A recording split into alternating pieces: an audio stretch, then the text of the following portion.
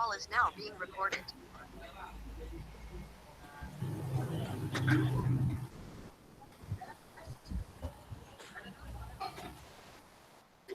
Salman ngapa Jarin? Tak tahu ingat apa Salman kok jadi. Oke, mau dimulai? Oke, Pak. Iya, Pak. Siapa perkenalkan? Ya, Assalamualaikum warahmatullahi wabarakatuh. Waalaikumsalam warahmatullahi wabarakatuh. Ya, bisa dengar ya? Untuk mulai pada pokok bahasan imbreng. Sekarang saya akan membahas masalah imbreng. Artinya penghitungan kembali hibah-hibah yang diberikan oleh pewaris semasa hidupnya itu kepada ahli waris. Tujuannya agar pembagian atau menjadi rata.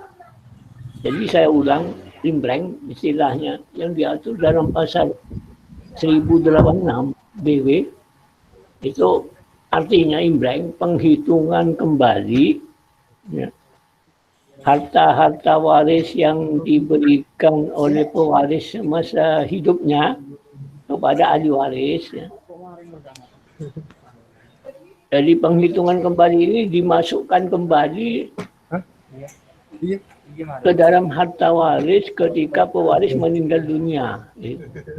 Tujuannya imbreng ini agar pembagian menjadi rata. Contohnya begini, ahli waris golongan pertama ya, pada saat ayah kandung hidup ya, pada saat semasa hidupnya ayah kandung memberikan hibah kepada salah satu ahli warisnya, anak kandungnya. Jadi misalnya punya anak kandung 3 orang. Punya anak kandung 3 orang. Kemudian salah satu anak kandung A ya, semasa hidupnya pewaris, semasa hidupnya ayah kandungnya memberikan hibah sebanyak katakan 3 juta rupiah, senilai 3 juta rupiah. Kemudian ketika ayah kandungnya meninggal dunia, maka sisa harta waris yang ditinggal oleh pewaris bersisa 12 juta. Anak kandungnya adalah 3 orang, A, B, C.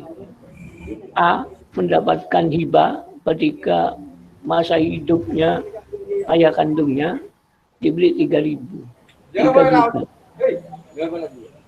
Dibeli 3 juta. Kemudian ketika ayah kandungnya meninggal dunia, maka harta warisnya tinggal bersisa 12 juta. Ini andai kata ya tidak ada imbreng ya, maka yang 12 juta itu ketika pewaris meninggal dunia dibagi menjadi 3. Karena teman warisnya adalah 3. Masing-masing akan menerima 4 juta. Ya. Nah, berarti yang diterima A ya, itu di total 4 juta ketika harta waris dipecah, ditambah dengan hibah 3 juta. Kan berarti menerima total 7 juta semua. Sedangkan B dan C menerima masing-masing 4 juta. Nah, ini tidak adil. Jadi asal 1086 mengatur imbreng ini maksudnya biar rata. Bagaimana cara menghitungnya? Itu. Kembalikan dulu jumlah harta waris yang diberikan kepada A semasa hidupnya. Jadi hibah itu dikembalikan dulu seolah-olah ya. Ditambah dengan sisa harta waris yang 12 juta kan berarti kalau tidak ada imbreng kan 15 juta. Berarti bagian masing-masing akan menerima 5 jutaan kan. Itu. Jadi karena A itu sudah menerima 3 juta, maka ketika harta waris dibagi itu akan menerima lagi 2 juta. Berarti masing-masing akan menerima 5 juta. Itu yang dimaksud imbreng. Jadi saya ulang. Saya ulang. Ahli waris golongan pertama terdiri dari ayah atau ibu yang masih hidup beserta turunannya. Jadi kalau ayah semasa hidupnya memberikan hibah 3 juta kepada anak kandungnya, salah satu anak kandungnya A misalnya. Padahal anak kandungnya 3 orang, A, B, dan C. Nah, ketika ayah kandungnya meninggal dunia, sisa harta warisnya tinggal 12 juta. Andai kata tidak ada imbreng, 12 juta itu dibagi 3. Sisa harta warisnya. Kan masing-masing A, B, C menerima 4 jutaan. Nah, kalau di total, A menerima hibah 3 juta ditambah 4 juta, berarti 7 juta. Ini kan tidak adil. Sedangkan B dan C, saudara kandungnya, masing-masing menerima 4 juta. Ini tidak adil. Bagaimana supaya adil? Ya, kembalikan dulu yang 3 juta ke dalam sisa harta waris yang ditinggal oleh pewaris. Berapa sisa harta warisnya? 12 juta. 3 juta itu kembalikan dulu, jadikan 1, berarti kan 15 juta. Andai kata tidak ada imbreng, artinya harta waris tidak dibagikan, itu kan mesti berjumlah 15 juta. Dibagi 3, A, B, C, masing-masing 5 juta. Nah, berarti kekurangannya A, ya, yang tadinya menerima 3 juta, berarti pada saat harta waris dipecah akan menerima 2 juta. 2 juta lagi. Di total menjadi 5 juta. Berarti A, B, C masing-masing 5 juta. Itu cara. Jadi syarat imbreng itu orang yang diberi harta waris harus ahli waris. Harus ahli waris. Kalau yang diberi hibah semasa hidupnya pewaris itu orang lain tidak ada hubungan darah, maka tidak wajib imbreng. Ya. Jadi imbreng ini tujuannya untuk meratakan pembagian harta waris ketika pewaris meninggal dunia. Ingat-ingat itu ya. Jadi ambil saja contoh yang paling gampang. Misalnya, sekarang misalnya saja, harta ahli waris golongan kedua terdiri dari dua orang anak misalnya. 2 orang anak. Ketika ayah kandungnya masih hidup, pernah memberikan hibah kepada atau pernah memberikan uang 10 juta, katakan 10 juta. Atau katakan 5 juta. Ya. Ketika ayah kandungnya meninggal dunia, maka sisa harta warisnya tinggal 15 juta. Karena 5 juta diberikan kepada anak yang pertama. Sisa harta warisnya tinggal 15 juta. Ini. Andai kata tidak ada imbreng, itu masing-masing A dan B akan terima 7,5. Karena sisanya 15 juta.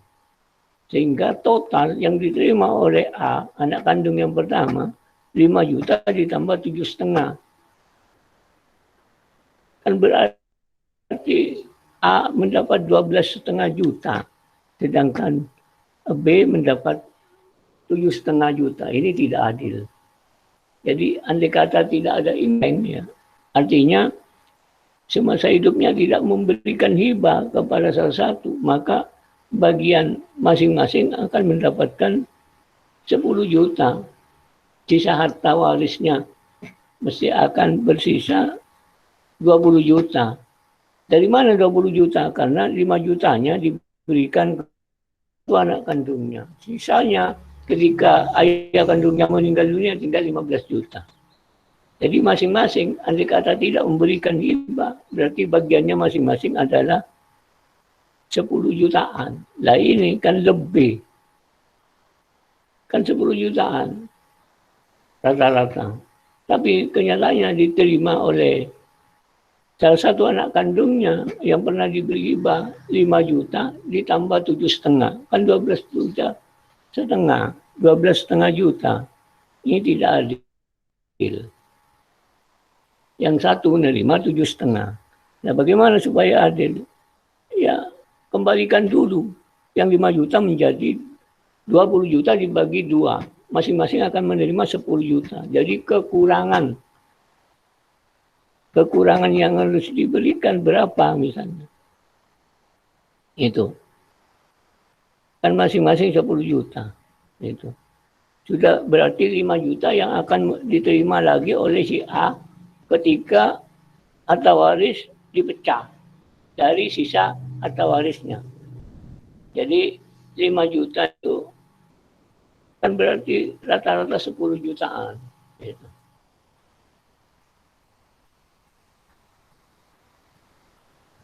Ya, gimana? Bisa diterima itu. Jadi saya ulang ya. Ya. Iya, Pak. Gimana, halo? Lewat yang Monrel. Bisa ditangkap ya, bisa diilustrasikan ya. Iya. Bisa. Iya, saya ulang lagi ya. Karena masalah imbreng ini umum terjadi di masyarakat. Pewarisan ini. Jadi kewajiban imbreng itu orang yang diberi hibah itu harus ahli warisnya. Kalau di luar ahli waris itu tidak mempunyai kewajiban imbreng.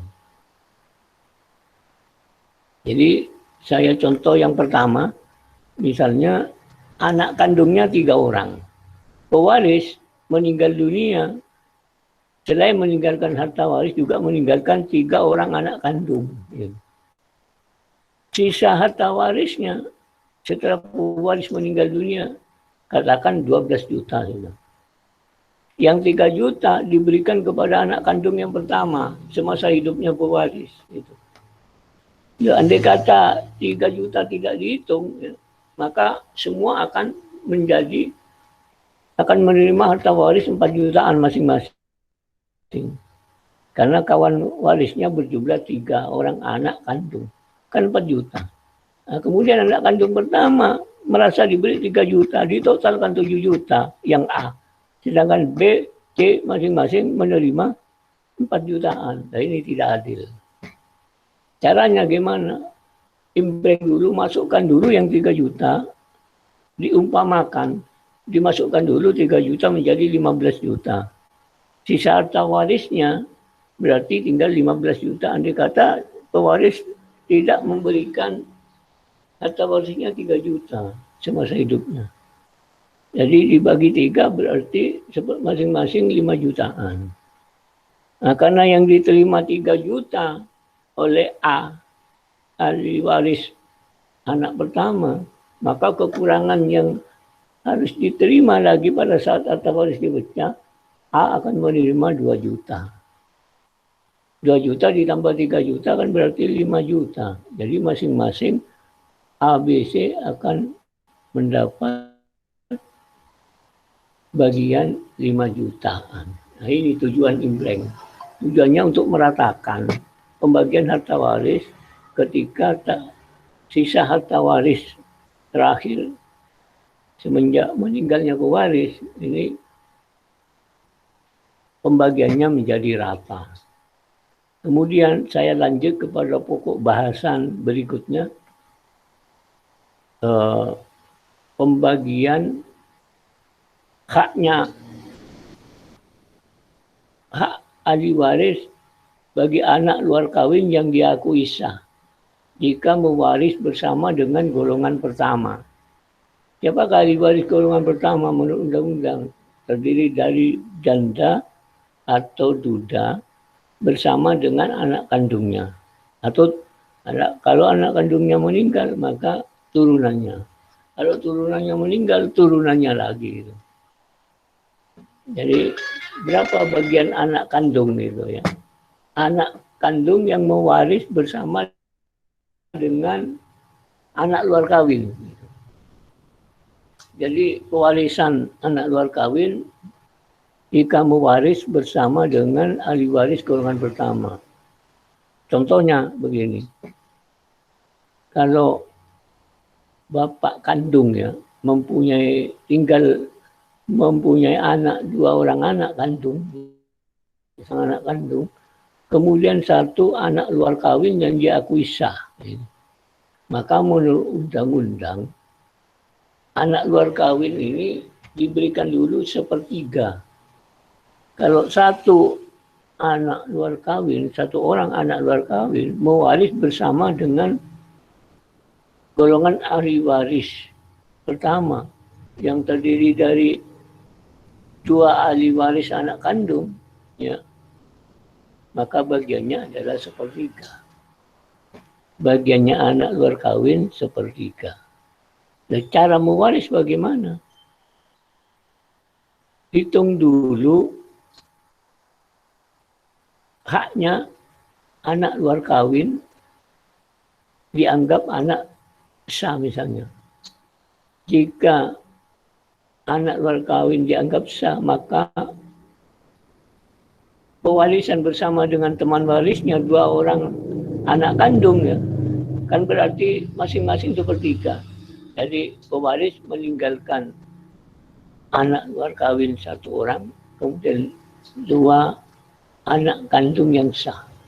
Tentukan dulu, diumpamakan dulu bagian, andai kata anak luar kawin itu sah, maka bagian masing-masing dari anak luar kawin dan 2 anak kandung 1/3 ini. Kemudian haknya anak luar kawin menurut undang-undang 1/3. Karena anak luar kawin itu 1 orang, jadi 1/3 kali 1/3 menjadi 1/9. Nah, sisanya ini haknya anak kandung yang terpanggil menurut undang-undang.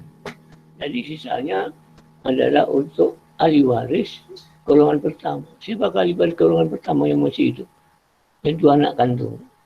Jadi tadi 1/9, sisanya berapa? 8/9. Maka masing-masing anak kandung akan menerima setengah kali 8/9 menjadi berapa? 4/9 itu. Masing-masing anak kandung. Jadi kalau anak luar kawinnya 2 orang misalnya, mewaris bersama dengan ahli waris golongan pertama. Ya. Misalnya begini contohnya. Kalau tadi contohnya itu pewarisan anak luar kawin mewaris bersama ahli waris golongan pertama, itu 1 orang anak luar kawin, yang tadi 2 orang anak kandung. Sekarang ketika pewaris meninggal dunia, ya, artinya ayah kandung meninggal dunia dengan meninggalkan 2 orang anak kandung dan 2 orang anak luar kawin. Berapa bagian haknya anak luar kawin ketika mewaris bersama-sama dengan ahli waris golongan pertama? Jadi cari dulu penghitungan, diandaikan, andai kata 2 anak luar kawin itu anak sah, maka bagian masing-masing anak luar kawin bersama mewaris bersama anak kandung 1/4. Gitu. Dari mana 1/4, Pak? Karena anak kandungnya 2 orang anak sah, kemudian 2 anak luar kawin yang dianggap sah. 2 orang anak luar kawin yang dianggap sah. Ini haknya masing-masing 1/4.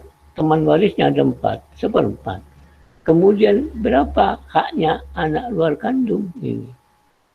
Haknya anak luar kandung menurut undang-undang, ya tetap 1/3. Masing-masing bagian anak luar kawin 1/3 kali 1/4.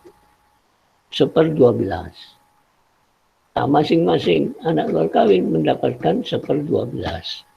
Kedua anak luar kawin ya akan mendapat 2/12. Sisanya untuk anak sah. Sisanya untuk ahli waris golongan pertama, yaitu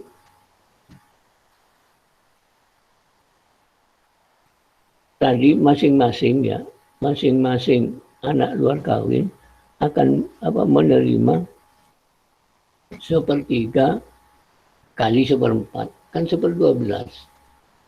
Kalau dua anak luar kawin yang diakui sah, 2 orang anak luar kawin, berarti masing-masing itu 1/12.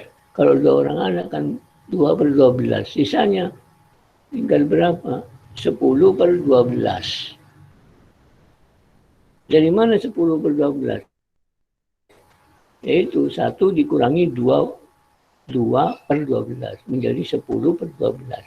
Nah 10/12 ini dibagi oleh 2 anak kandung yang sah. Kalikan setengah. Setengah kali 10/12. Gitu.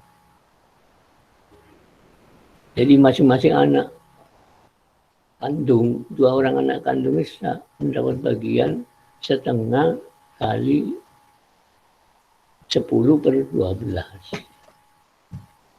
Jadi 10/12 dibagi 2.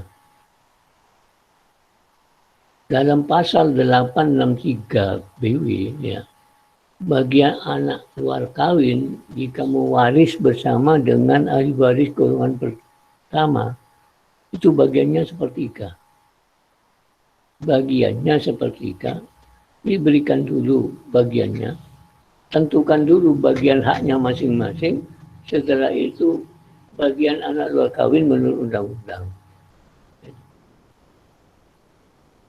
Kalau anak luar kawinnya 3 orang misalnya, mewaris bersama-sama dengan 2 orang anak kandung yang sah dari pewaris. Jadi anak kandungnya pewaris sah, 2 orang anak kandung sah yang ditinggal oleh pewaris. Mewaris bersama-sama dengan 3 orang anak luar kawin. Jadi, mewaris bersama-sama dengan 3 orang anak luar kawin yang diakui sah oleh pewaris semasa hidupnya. Berarti teman warisnya ada 5 kan. 2 orang anak kandung yang sah ditambah 3 orang anak luar kawin. Kan 5 orang.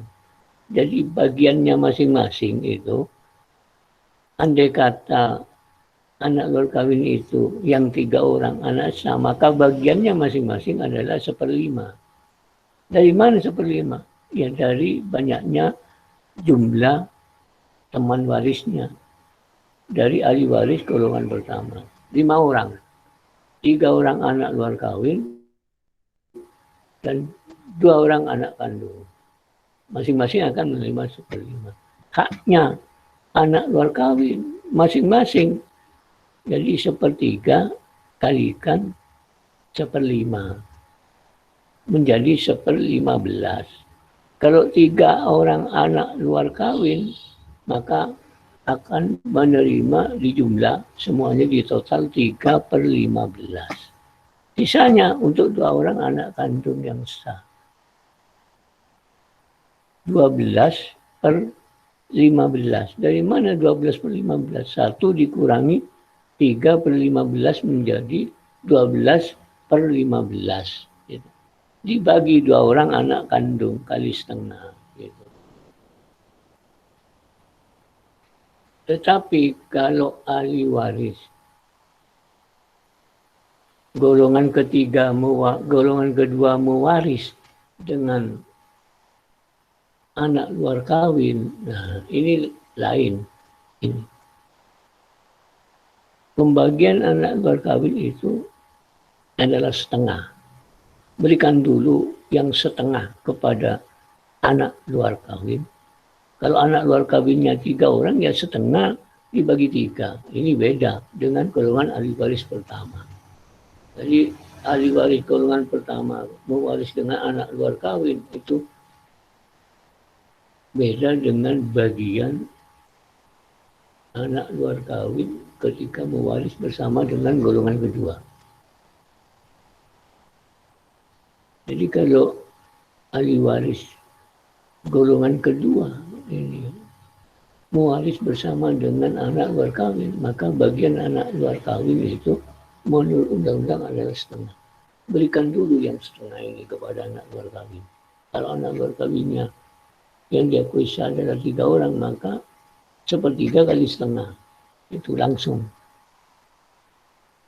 1/3 kali setengah. Masing-masing akan menerima 1/6. Masing-masing anak luar kawin itu 1/6. Kemudian sisanya ini setengah diberikan anak luar kawin yang dibagi 3 orang anak luar kawin. Yang saya dibagi anak kandung yang sah. Anak kandung yang sah terdiri dari 2 orang ahli waris. Jadi setengah kali setengah, masing-masing anak kandung, masing-masing saudara kandung. Saudara kandung bukan anak kandung ya.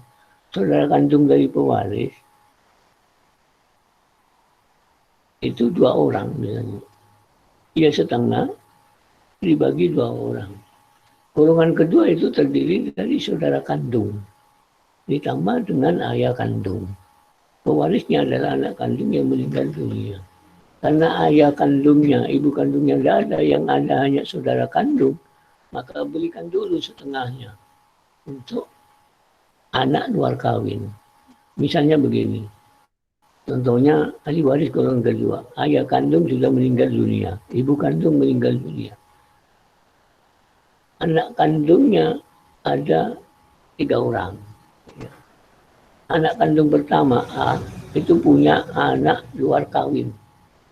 Punya anak luar kawin yang sah. Katakan cucu dari pewaris. Cucu dari pewaris. Artinya anak kandung pertama ini mempunyai ahli waris anak luar kawin, 3 orang anak luar kawin yang diakui sah oleh anak yang pertama ini. Kemudian anak yang pertama ini mempunyai 2 saudara kandung.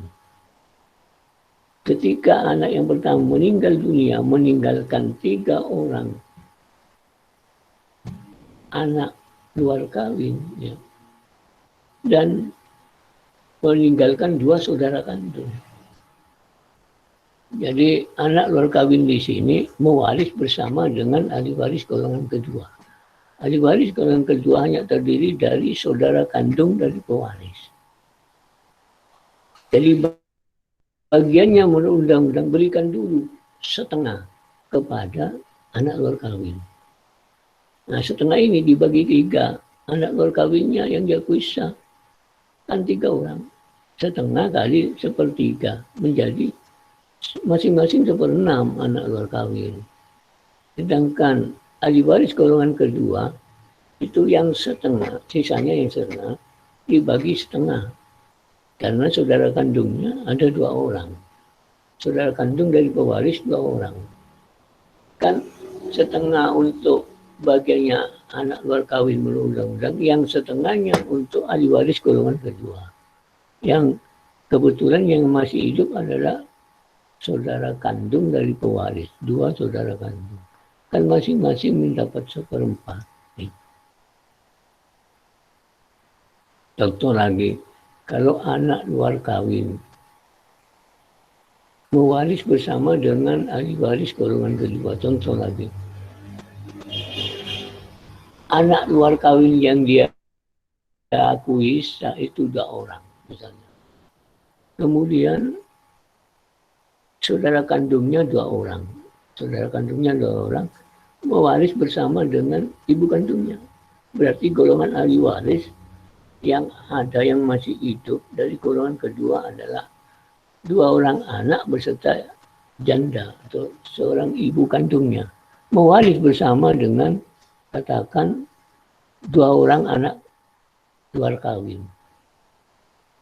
Anak luar kawin ini berada dalam posisi golongan ahli waris pertama. Sedangkan ahli waris dari pewaris yang meninggal dunia punya saudara kandung. Yang masih hidup tinggal ibu kandung beserta saudara kandungnya 2 orang. Jadi berikan dulu yang setengahnya untuk anak luar kawin. Kemudian sisanya ini dibagi ahli waris golongan kedua. Siapa yang masih hidup? 2 orang anak kandung bersama ibu kandungnya, 3. Jadi 1/3 kali setengah. Ya. Jadi setengah ini berikan dulu kepada, bukan dibagi 2 ya, bukan di crossing, tapi undang-undang memberikan hak setengah dari harta waris kepada anak luar kawin. Coba saudara teliti pasal 863 BW itu pada ayat-ayat berikutnya itu.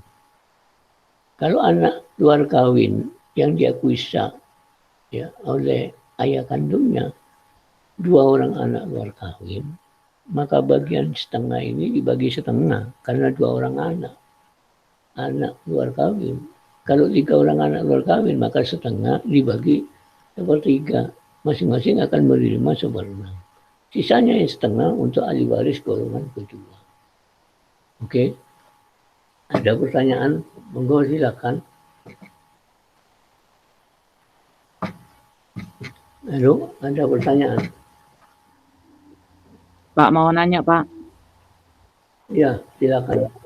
Pak, seumpama suami istri itu mempunyai 3 anak. Nah, anak yang ketiga itu seumpama menghilang atau menghilang cukup lama, Pak. Nah, itu anak ketiga itu apa mendapatkan harta warisan atau enggak, Pak? Oh, kalau ayah dan ibunya menghilang gitu ya. Bukan Yang jelas, ya. Anaknya yang menghilang, Pak. Menghilang cukup lama. Oh iya.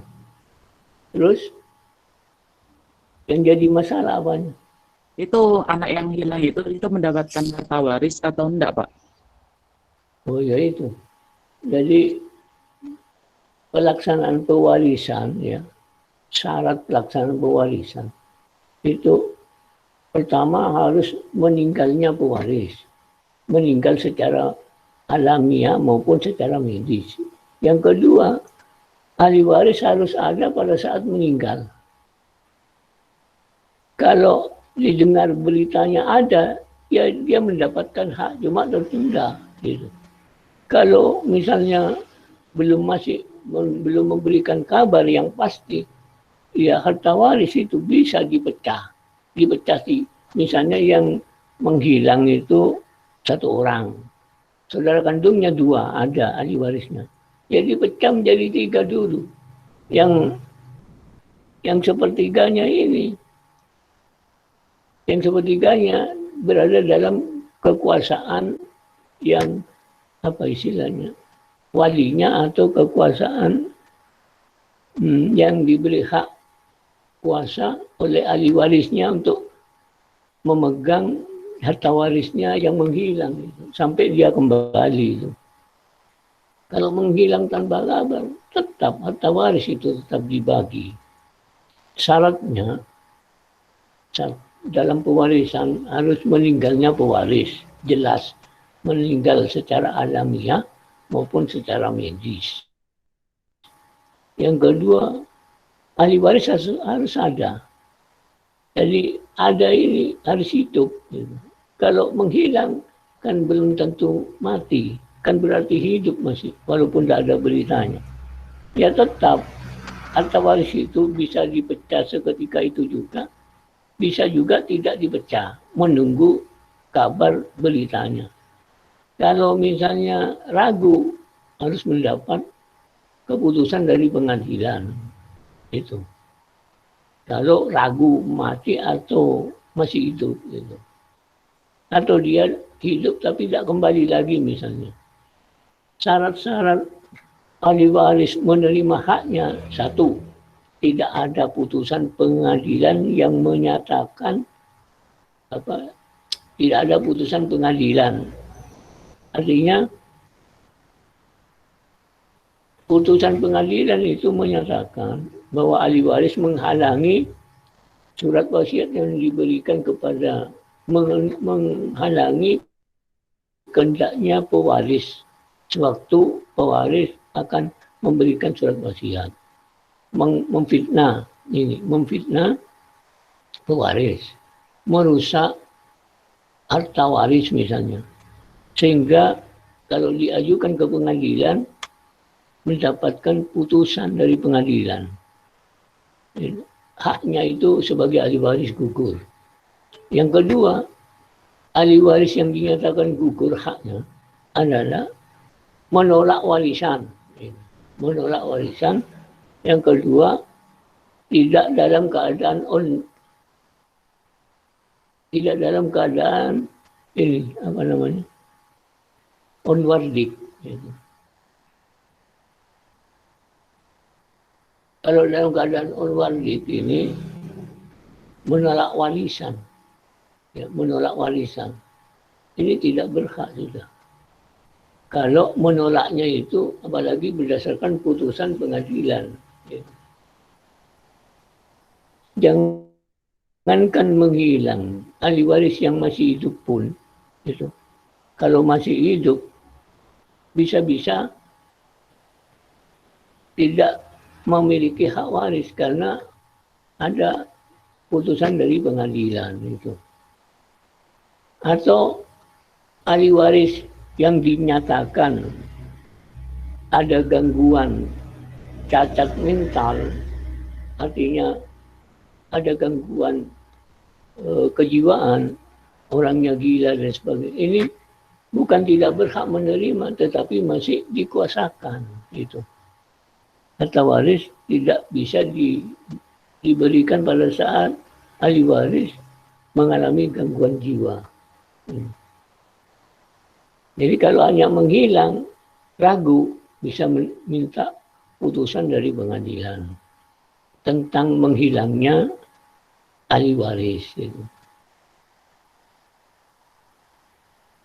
Kalau menghilang berapa tahun itu haknya bisa hilang dengan sendirinya haknya. Kenapa? Tuntutan makin ketat tuntutannya itu. Tuntutan manusia ini kan sebenarnya tuntutan kehidupan ini mempengaruhi segala-galanya. Bisa-bisa ahli waris yang ada itu bersepakat untuk membagi harta waris kemudian dijual. Gitu. Bisa saja. Tapi biasanya kalau menjual harus ada ahli waris yang lengkap menandatangani. Harus ada ahli warisnya harus lengkap menandatangani dalam akte jual beli. Notaris tidak mau kalau ahli warisnya, silsilah warisnya tidak lengkap. Tapi kalau masalah itu kan bisa dibohongi, minta silsilah waris ke desa misalnya, diketahui oleh camat misalnya. Kalau mau menjual harta warisnya, karena saudaranya menghilang, ditunggu-tunggu, tidak datang, tidak ada berita, dia bisa-bisa saja tidak menerima harta waris, karena harta warisnya dijual oleh saudara ahli warisnya. Bisa saja. Ketika dia datang, bukan salahnya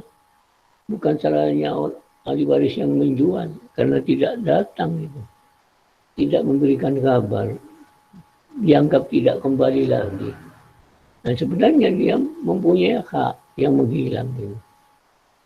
Tapi haknya ahli waris harus dibuktikan kalau dia yang hilang itu betul-betul memiliki hak. Karena permasalahannya menghilang. Kalau haknya sebagai ahli waris, pertama, akta nikah dari pewaris, surat kematian dari pewaris, kemudian silsilah waris dari desa. Dari RT ke desa. Terus surat kematian pewaris. Kalau memegang itu bisa dibuktikan, maka dia akan menerima haknya kembali. Sepanjang haknya masih ada, tidak dijual. Kalau sudah dijual kan otomatis ada penggantian gitu. penggantian atau waris yang berupa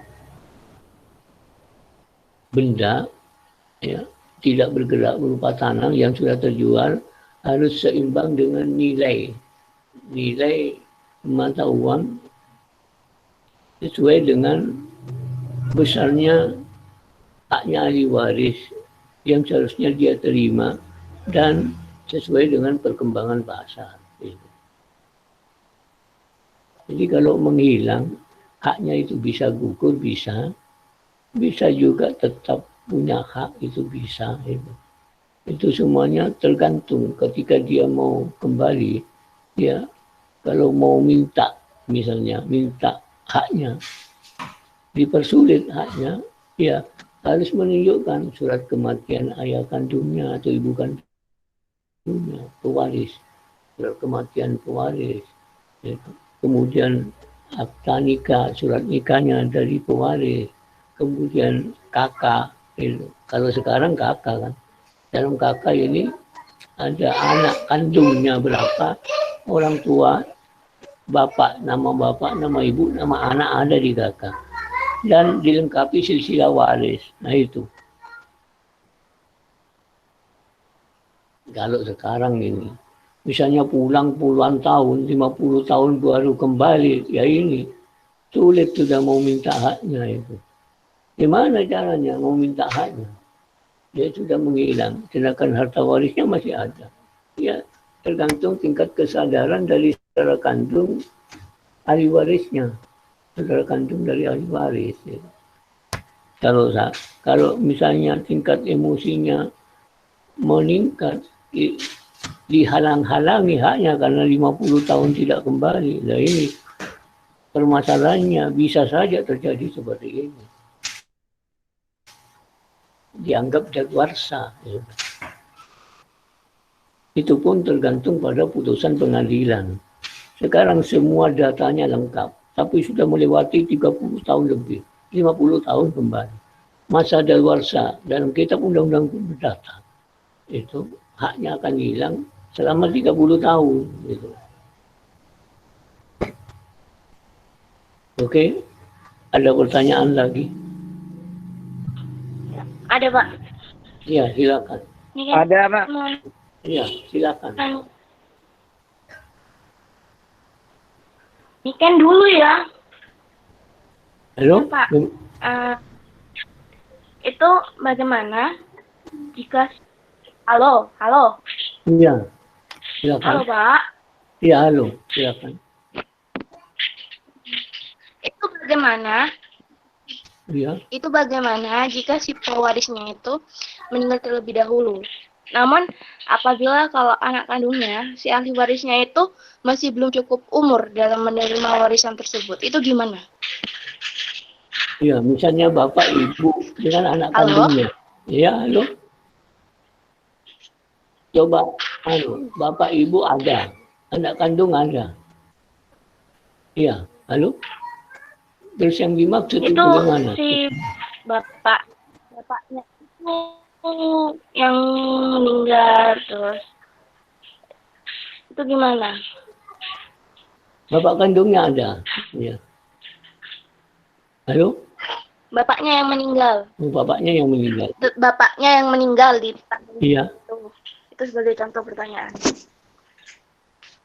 Tapi anaknya itu masih belum cukup umur, Pak, dalam menerima warisannya itu. Itu gimana gitu tuh.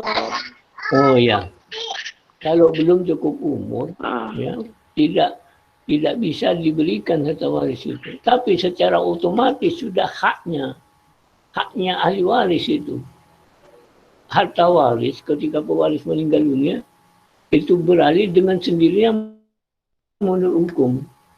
Tapi kalau masih di bawah umur, ya, ini terhalang oleh usianya. Sementara tidak bisa diberikan, dikuasai oleh orang yang hidup, oleh ibu kandungnya yang masih hidup itu, atau oleh jandanya yang masih hidup. Dikuasai artinya berada dalam kekuasaan orang tua masih. Ketika dia dewasa baru bisa harta warisnya diberikan itu. Kalau masih di bawah umur, masih belum berhak diberikan gitu. Karena belum cakap umur. Dalam pasal 1320 BW, ya, syarat sahnya perjanjian kalau saya kaitkan ya, itu syarat sahnya punya harus ada kecakapan. Kecakapan itu terus ada cakap hukum. Yang pertama ada kesepakatan. Nah ini unsur subjek, baik yang sepakat maupun cakap itu harus dewasa itu. Jadi umur yang sudah dewasa ini baru sah kalau membuat perbuatan hukum. Anak kandung yang di bawah umur masih belum sah melakukan perbuatan hukum karena masih di bawah umur. Makanya harta waris tidak bisa langsung dibagikan kepada anak yang di bawah umur, tapi tetap berada dalam penguasaan orang tua. Sampai dia dewasa baru bisa diberikan. Ada pertanyaan lagi? Halo? Ada, Pak. Iya.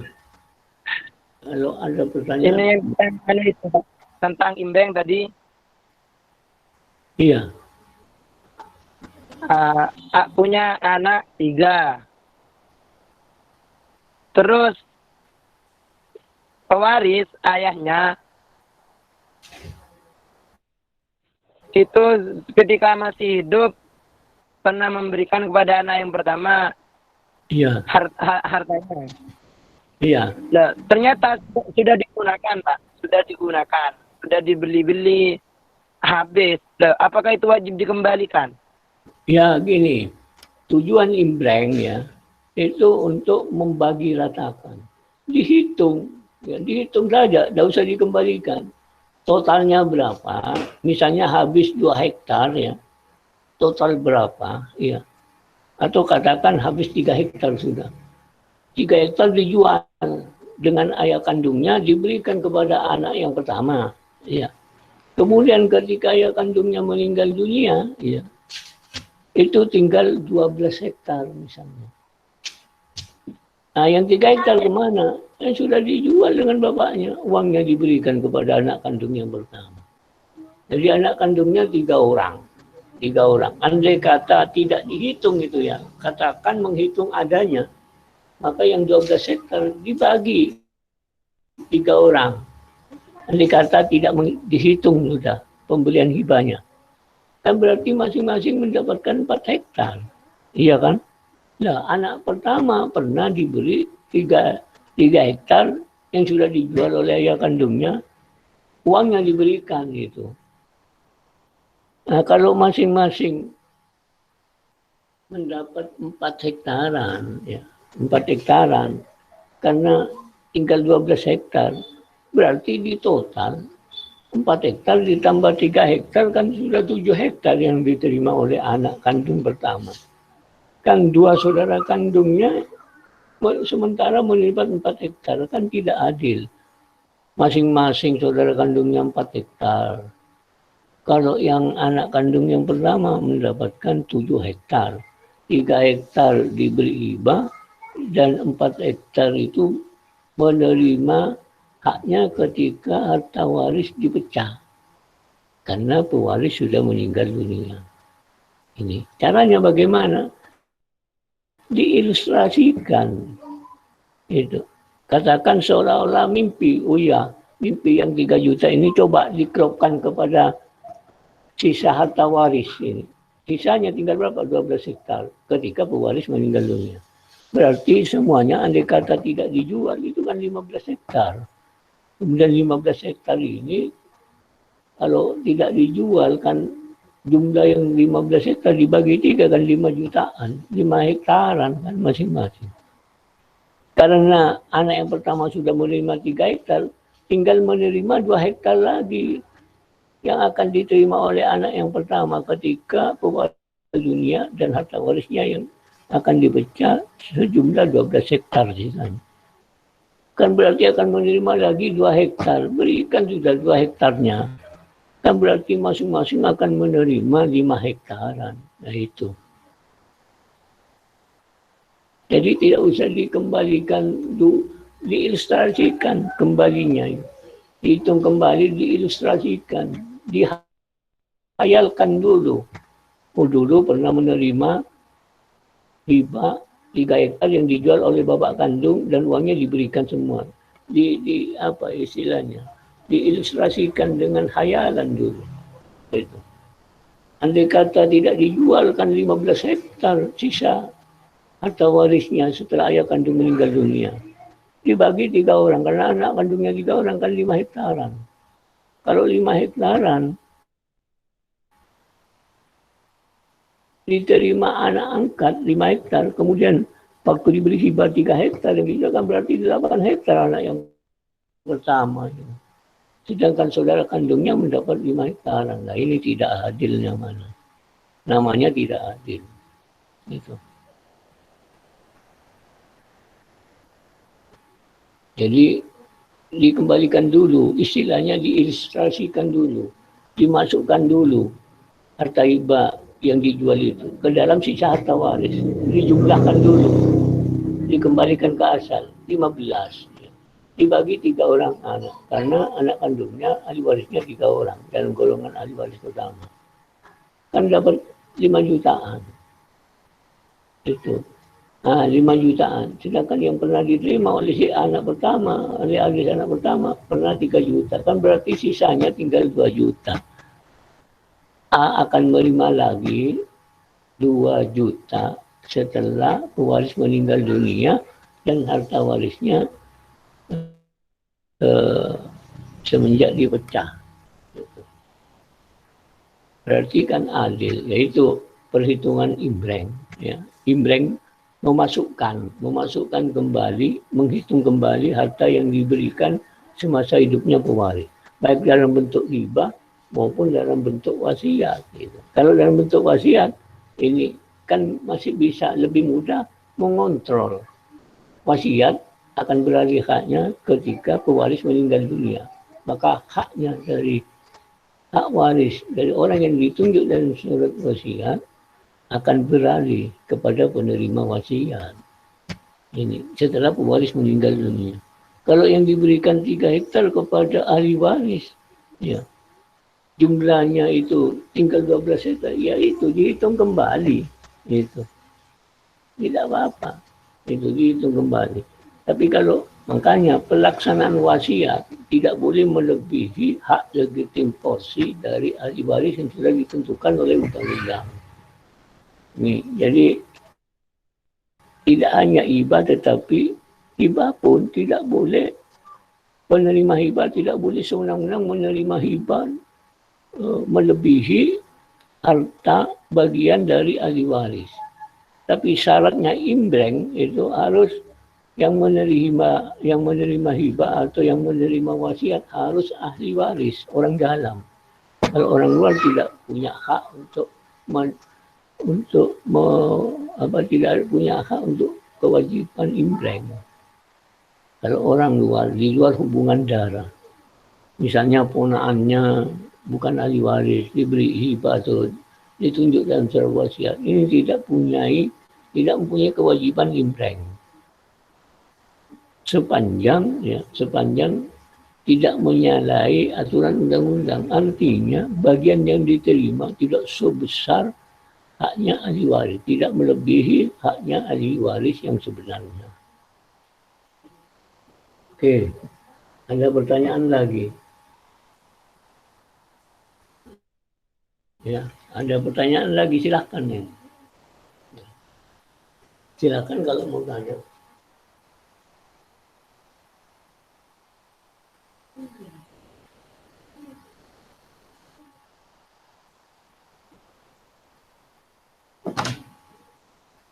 Ini waktunya masih ada 25 menit lagi. Jadi sisanya untuk tanya jawab aja. Kalau diteruskan malah bingung nanti. Ada 2 pokok bahasan yang saya kupas pada hari ini. Pertama masalah imbreng. Yang kedua pokok bahasan yang kedua masalah pewarisan anak luar kawin yang mewaris bersama dengan golongan ahli waris pertama dan kedua. Ada dua pokok bahasan pada hari ini yang saya sampaikan kepada saudara. Kalau ditambah lagi nanti malah tambah bingung nanti. Lebih baik saya isi tanya jawab. Sisa dari 25 menit ini. 25 menit saya memberikan kesempatan kepada saudara untuk tanya.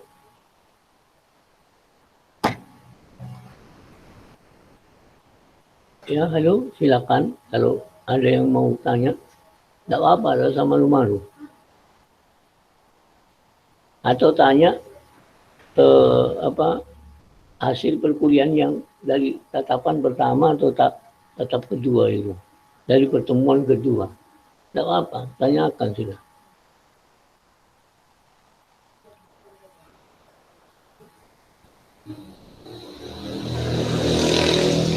Saya ulang lagi, haknya ahli waris bagi anak luar kawin yang diakui sah oleh pewaris. Kalau mewaris bersama dengan golongan pertama, itu haknya adalah sepertiga. Kalau anak luar kawin yang diakui sah oleh pewaris semasa hidupnya, mewaris bersama dengan golongan kedua, maka bagiannya adalah setengah. Setengah untuk ahli waris anak luar kawin yang diakui sah yang mewaris bersama dengan ahli waris golongan kedua. Sisanya untuk ahli waris golongan kedua.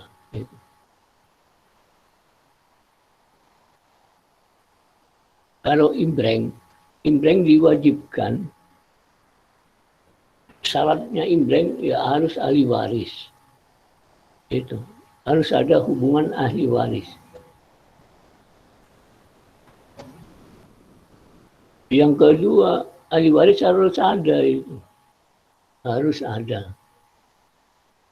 Artinya hidup. Walaupun beritanya menghilang. Tapi yang jelas tidak ada berita meninggal. Cuma menghilang. Gitu.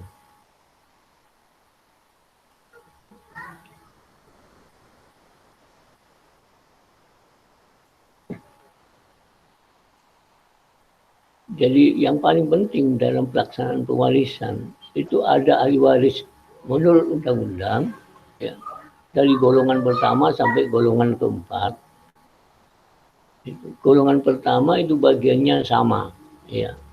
Kalau anak kandung yang mewaris hanya 4 orang, 1/4 bagian masing-masing.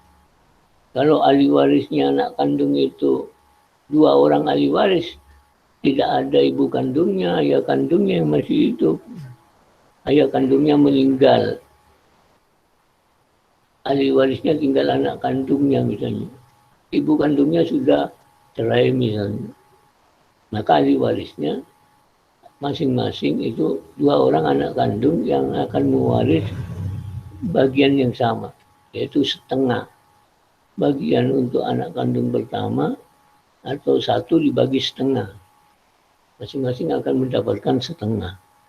Kalau ahli waris dari golongan ahli waris pertama itu 2 orang anak kandung. Tidak ada ibu kandung yang masih hidup atau duda yang masih hidup.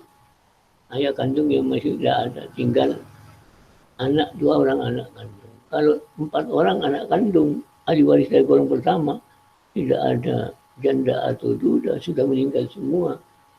Maka bagian masing-masing adalah 1/4. Kalau anak kandungnya 4 orang. Kalau anak kandungnya 5 orang, masing-masing 1/5. Kemudian bagian ahli waris golongan kedua. Gitu. Itu bagiannya. Ahli waris golongan kedua. Itu umumnya sama. Kalau anak kandungnya meninggal dunia, ya anak kandungnya meninggal dunia, anak kandungnya sukses, meninggal dunia misalnya, ini golongan ahli waris kedua. tidak punya istri, tidak punya anak luar kawin yang diakui sah, yang hidup tinggal ayah dan ibu. Maka bagiannya setengah untuk ayah, setengah untuk ibu. Kalau pewaris punya saudara kandung, satu saudara kandung, dan bersama dengan bapak dan ibu kandung yang masih hidup, maka bagiannya adalah masing-masing sepertiga. Sepertiga ayah kandung, sepertiga ibu kandung, dan sepertiga untuk saudara kandung. Itu ahli waris yang kedua.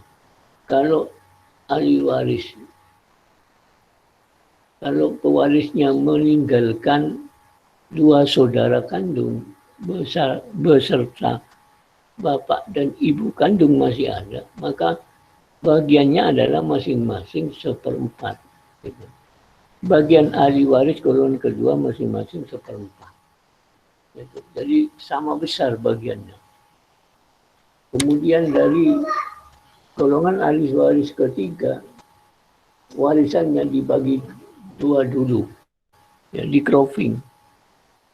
Siapa ahli waris golongan ketiga? Kakek dan nenek dari garis ibu maupun dari garis bapak ke atas. Dibagi dua, setengah untuk ahli waris golongan dari garis saya, setengah bagian dari garis ibu.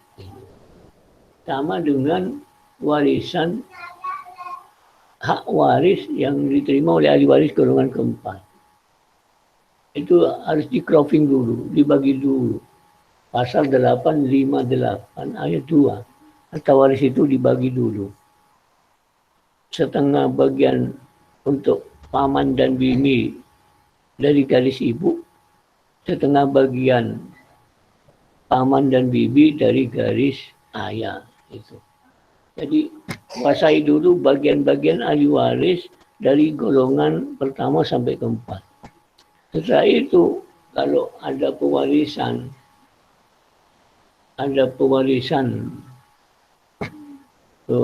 luar kawin mewaris bersama dengan golongan ahli waris tertentu, ini bagiannya lain lagi. Berikan dulu anak luar kawin yang dikuasai oleh pewaris semasa hidupnya, ya. Setelah itu sisanya untuk ahli waris golongan menurut undang-undang. Itu cara pewarisan. Nah, cara pewarisan di sini harus ingat. Ada dua cara. Cara berdasarkan undang-undang haknya sendiri. Yang kedua berdasarkan penggantian ahli waris. Pengganti ahli waris. Artinya kalau ahli warisnya meninggal dunia, yang menggantikan adalah turunannya sebagai pengganti waris. Nah, pengganti waris ini menurut undang-undang BW, undang-undang kitab undang-undang hukum perdata, ada 3 kelompok. Kelompok pertama dari garis keturunan ke bawah, yaitu golongan pertama, dari kelompok golongan pertama. Kelompok golongan kedua itu dari turunan saudara kandung. Itu. Kalau turunan saudara kandung tidak ada, saudara kandungnya yang meninggal dunia, ya meninggalkan 2 saudara kandung, 3 saudara kandung, atau 1 saudara kandung, tapi meninggal dunia dengan meninggalkan turunannya, maka turunannya sebagai penggantinya. Kemudian yang ketiga ada 3 kelompok pengganti waris menurut BW, yaitu pengganti dari paman atau bibi, baik dari garis ayah atau dari garis ibu. Jadi ada 3 kelompok pengganti ahli waris. Oke, saya akhiri sekian dulu. Kalau tidak ada pertanyaan. Halo, gimana? Iya ada Pak. Iya, saya akhiri dulu ya. Ada Pak. Iya, Pak. Ya. Ini kuliahnya, ya, kuliahnya masih ada sisa 15 menit lagi. Ada enggak pertanyaan? Kalau tidak ada, saya akhiri. Kalau ada, monggo silakan tanya.